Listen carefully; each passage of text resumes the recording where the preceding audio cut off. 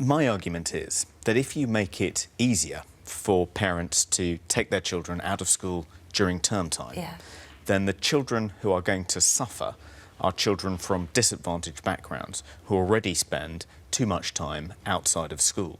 One of the reasons there's an attainment gap between children from challenging, deprived backgrounds and their peers is because they don't spend as much time in school as their peers. And if you make it easier for parents to take their children out of school during term time, then those children are going to suffer. The way to close the attainment gap is to do everything you can to encourage parents who aren't as conscientious as they might be about making sure their children attend school, to make sure they get their children at school on time, in the correct uniform, well fed, well rested, and so forth. That's the way to close the attainment gap. What John is trying to do, for perhaps the best of intentions, unfortunately, is going to harm those children. The High Court didn't agree.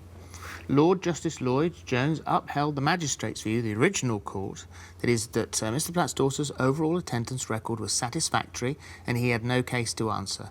The judgment implied that parents need only demonstrate regular attendance of at least 90% of school days, and said the ruling suggests that 19 days of absence is acceptable, corresponding to almost 4 weeks. So if there'd been an element of discretion, a little bit of movement here, what essentially they're ending up with is considerably more time off school than was ever asked for in the first place. Well, the judge in the statement you just read out is interpreting the law. He's not an educationalist. And I'm sorry, but I don't think that a child who attends school for 90% of the time is going to do as well as a child who attends 100% of the time. I mean, you know, I think people have this sort of cavalier attitude to school. The problem with taking a child out of school is that they miss vital lessons that the teachers have put a great deal of time and thought into planning. Are we looking at the wrong place here? I mean, I'm looking at you now because you represent the travel industry here. Ooh, Let's look at the reason why these children are being taken out of school in the first place is because as soon as you go into school holidays, they whack on a load of money onto the price of your holiday. It's very expensive.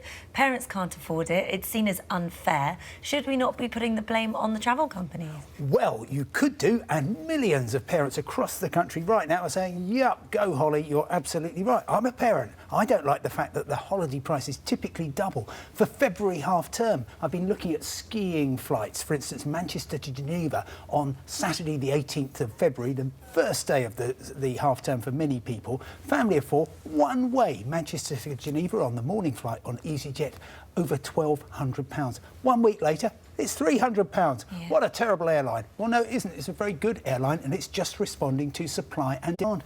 Most of the time, the airlines, the big holiday companies, are losing money. They only make it back, and they actually make quite a healthy profit on top during the school holidays. So you could say, OK, you can only charge a certain fixed price right through the year. Well, they'll just give up and go home.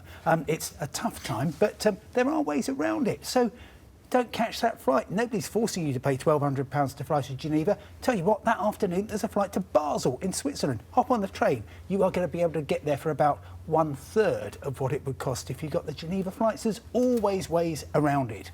So what happens if he succeeds in the Supreme Court then? What happens to our travel fees?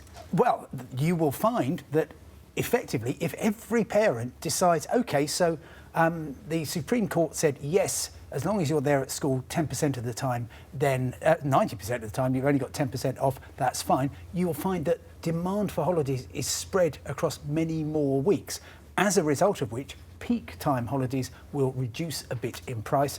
Other holiday prices will increase. So there'll be a kind of evening out of it. Okay, Final word. John made the point that at the moment, sometimes children who don't attend school during term time, their parents claim they're ill, they don't have a doctor's note, end up getting fined. At the moment, head teachers can exercise their discretion about whether to authorise an absence or whether to designate it as an unauthorised absence and fine the parents.